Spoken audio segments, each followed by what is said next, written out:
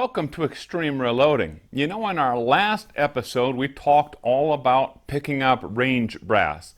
And we then started talking about, well, you know, is brass like this, happens to be Federal Champion 556 brass, is brass like this with a little dent right on the body below the shoulder there, is that safe to reload? Well, we're going to go ahead and work about 30 cases all the way through a case prep, and some of these 30 cases may not make it for one reason or another, but by looking at the 30 cases that I pulled out of my imperfect bag of brass, I think all 30 of these will be just fine. I did throw away one in my initial inspection, but I've got 30 now, all Federal Champion brass, ready to be prepared for loading. I'm going to go ahead and load all of these, or prepare all of these for loading, and load all of these. And then I'm also going to be preparing an equal number of Federal Champion brass, exactly the same in all other respects, except it made it into my perfect pile. No dents, no dings, no dimples, no problems whatsoever. Then we're going to head out to the range, and we're going to answer the question and determine, is it fact or fiction that these little imperfections are going to affect our precision and our consistency? In other words, the standard deviation of our muzzle velocities. We're going to have some fun with that session out at the range, so don't go away. We'll be heading out there in just a little bit, but let me go ahead and get these things loaded. I'm using Hornady dies today, and we'll be starting off with that initial wipe down. I already took care of that. I'll be lubing these cases, and then I'm going to be looking at that case head fracture, incipient case head separation check. And I'll be using this little transistor that I bent into shape right here. I've had this probably since I started reloading. My dad did a bunch of electric work, kind of tinkered with that kind of stuff, and I snatched one of these, and that's what I've been using since about 1980 something. Then we're going to full length resize all 30 of these cases, and I've got to measure the case head expansion with my digital micrometer, test for length, trim them as necessary. I wouldn't doubt that some of these will need trimming, some will not need trimming. And then we're going to wipe all that lubricant off and go to the case prep station to do the primer pocket preparations, chamfer and deburr, especially those that got trimmed. And I'm going to swage these primer pockets. I use the Dillon Super Swage, that for 556, 223 type of brass that might have a primer crimp on it. That's a critical step. And then I'm going to test the resulting cases after they've been cleaned in the ultrasonic cleaner. And I either use Frankfurt Arsenal cleaning solution or Hornady's case cleaning solution, but I'm going to use this Vermont gauge here for my no-go gauge. 0.1746 is the size, and if this fits into that primer pocket or that case is a no-go for me. I don't know if we'll end up with 30 cases at the very end. I wouldn't doubt that we will. We might lose one along the way, but I feel pretty confident we'll end up with 30. And then we'll load those and head out to the range. Well, case prep is done now, and I only lost one case in the whole process, but let me kind of go through how this all went. I started off with 30 cases, and all of them had a pretty prominent ding or dent somewhere in that case body. Some of those closer to the shoulder, some of those quite a ways down in the body itself. After full-length sizing, I was actually very surprised that every one of those cases, those dents, were visibly reduced or minimized. They're still all apparent, but they've really been reduced as part of that full-length sizing process. So that is one lesson learned right there. Not to give up hope, I guess, on some of these things. They're all pretty decent looking right now, but still, would be considered imperfect. There's still a little bit of a ding or dent visible on those. Case head expansion measured all less than or equal to 0.374.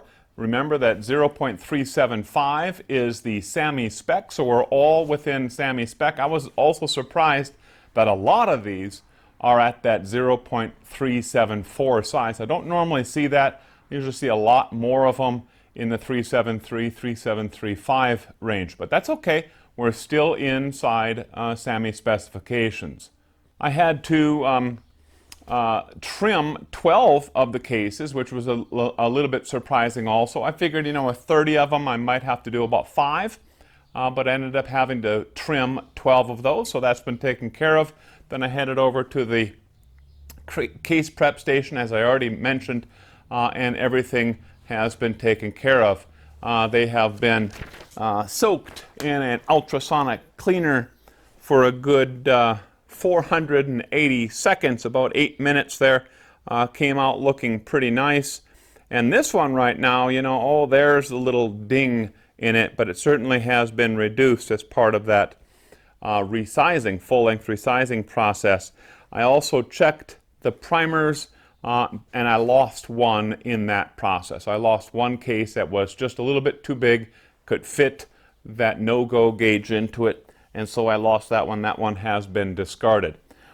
Well, now we're going to move on to the actual loading process. I'm going to be using CCI small rifle primers, number 400 CCI primers. These are good primers, and I'll be charging those cases with accurate powder A2230, and topping them all off with Barnes match burners, 69 grain match burners. Those bullets shoot very, very well in my AR type rifles and the Tavor rifle that I'll be using out at the range. So let me get that finished. See you out at the range. Hey, I'm just about ready to start shooting here at the range. I'm going to be shooting 4 different 5-shot groups at 100 yards. And you know what? I'm not going to tell you which ones I'm firing first, but here is what I'm going to be doing. 2 of these 5-shot groups will use a mix of what we called imperfect brass and a mix of perfect brass. As we know, the perfect brass, there is no such thing, but we're calling it the perfect brass. Another group will be purely 5 shots of imperfect brass, and another 5 shots will be purely from the perfect brass. We're going to be recording the velocities with that lab radar chronograph and analyzing that. Plus, I want you to watch that target down there, starting in the upper left bullseye, upper right, lower left, lower right. Let's see if we can tell any difference between these 4 groups. And here's my bet. After loading these, and that full-length resizing took out a lot of the dents, and I've really improved that brass and gotten it close to perfect. Oh, every one's still got a dent in it, but I'm really not so sure we're going to see a difference. But proof is in the pudding. Let's go.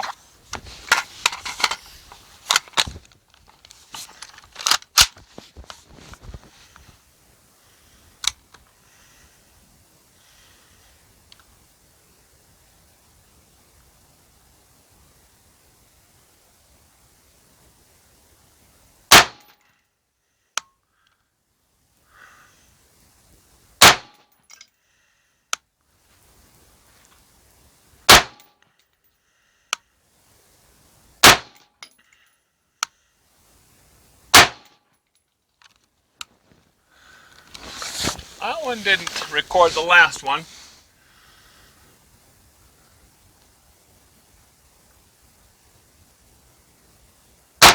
Not good.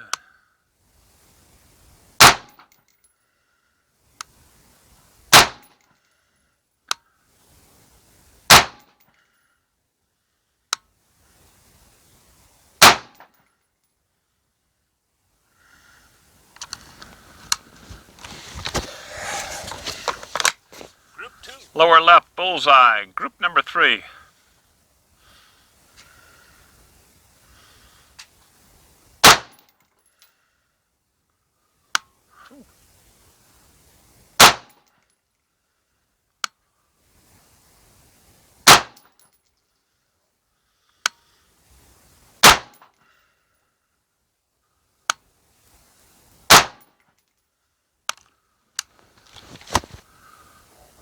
Bullseye, lower right.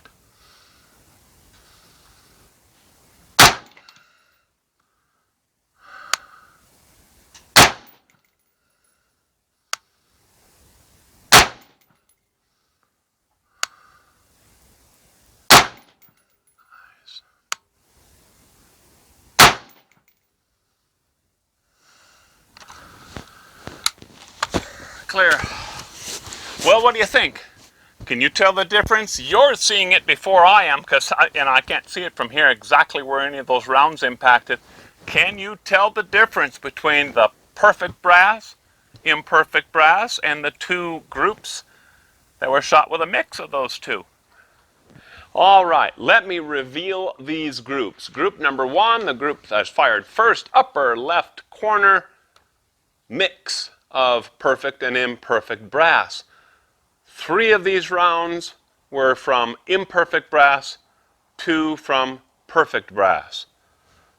Group number 2, 100% perfect brass. Group number 3, 100% imperfect brass. And group number 4, another mix.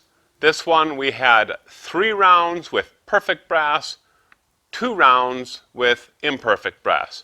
You know, I look at this, and we have a MOA of ranging from 3.8, almost 4 MOA, and recall this was shot at 100 yards from a prone position. You saw that. All the way down to a very respectable 1.19, 1.2 MOA. That's not too bad. From my Tavor, I've gotten better than that, but that's pretty good. Now, all of these used everything else just the same. 69 grain match burners, which tend to shoot very well in this rifle. Now, what's surprising really is that they tended to follow a trend. And when I graphed that trend based on the number of cases or number of rounds that used perfect brass, we see a pretty darn nice trend established. The only real outlier for it is that first group with an absolutely horrendous extreme spread on this thing. So something else was going on there besides the difference in the brass. Maybe some shooter effect. It didn't feel like it. By the way, before starting any of the video recording for this episode, I just did some shooting with this Tavor, so the barrel was warmed up. Obviously, it was fouled then, did some stuff like that. So I can't say, oh, there must have been oil or solvent or something still in that bore. It was a cold bore, all this good stuff. No, no, no. Fair shot all the way across. I had about 2 to 4 minutes of cool down between my groups. I didn't let them cool down as long as oftentimes I do with my Ruger precision rifle or some of the other precision rifles. But I think that's really interesting. Now, you saw the size of those dents in the brass as I was loading those things, and they're not too large. In fact, the brass, after I had prepped it, looked okay, looked pretty decent. Yes, there was still, we already know that, there is still some little bit of dent showing. So can that small of a dent or abnormality or imperfection in the brass really have this much of an effect? And the answer is maybe it wasn't just the dent. You see, as I was thinking more about this, what the dent could be indicating to us is that it is in fact a little bit of an imperfect or an inferior brass. You know, maybe it's a little bit thinner in some places, maybe it's a little bit thicker in other places. I don't know what that's all about, but maybe there is something to that. So what I did is I took the brass and the imperfect brass and compared it on case neck thickness with perfect brass. And what I found is that, if anything, the imperfect brass had somewhat thicker case necks. So I don't really know that that explains it better or explains it at all. Could it be completely an anomaly that things shook out this way? I don't think that's the case either. we fired 4 different groups, and that group with that perfect brass sure did pretty darn well. Actually, I'm very happy with that one. Now you might be thinking, well, why didn't the 100% imperfect brass do the worst? And I think the answer to that is that the perfect brass tended to group, let's say it tended to group here. And the imperfect brass tended to group here. When we take a few of these and a few of those, well, you see, the whole thing becomes larger and larger. I think that brass was actually responding very differently to that exact same load and bullet and so on and so forth. So I don't know the exact cause of why we saw this, but what I do know and what I feel pretty confident about is that there is really something to sorting your brass, number 1, by head stamp. This was all Federal Champion brass. And number 2, being very particular about the quality of your brass. Really, really look for that perfect brass. That's my perfect brass. That's a nice piece of brass, whatever that is. And that's the stuff that you're going to kind of baby that stuff, and that's going to be your real good shooting ammo. So that's my take-home message, is that brass quality really is very important. And that certainly does help us answer fact or fiction. Does these small imperfections make a difference in the precision of my rounds? And yeah, it sure seems to be the case. Now, another little bit of fact or fiction that I was actually addressing during this video, I didn't mention it, is this idea that, oh, go ahead and load that brass, shoot that brass with those dents in it. The dents will just pop out anyway. And when I first heard that, I'm like, I don't know about that. I mean, it's metal. I don't know if it's just going to pop out or not. So what I did on one of those groups, or on 3 of those pieces of imperfect brass, is I drew a circle around the dent. And I used a Sharpie permanent marker on this, and I didn't know how well it would stick on the case after the heat and all that, but it stuck very, very nicely. And then I picked up all my brass, and I purposely found those 3 pieces of brass that had the ding in them, the dent in them. And they're gone. They are really gone. That's amazing. So I have learned something, that those relatively small dents, but yet still palpable, you can feel those dents, they do pop out. That's kind of cool. So thanks for watching. You know, in our next episode of Extreme Reloading, the next of our fact or fiction questions that we're going to be addressing has to do with neck tension.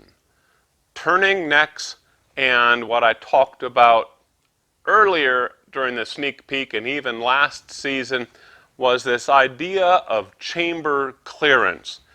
Those 3 things have an interplay with one another, and we're going to start addressing that question to see if, number 1, neck turning is really important, if it's crucial for high precision ammunition. We're going to talk about neck tension some more. On that, I've done quite a bit of testing with during the off season, and we're going to start also talking about this whole concept of chamber clearance. So you're not going to want to miss that episode and the next couple episodes of Extreme Reloading. Thanks again for watching.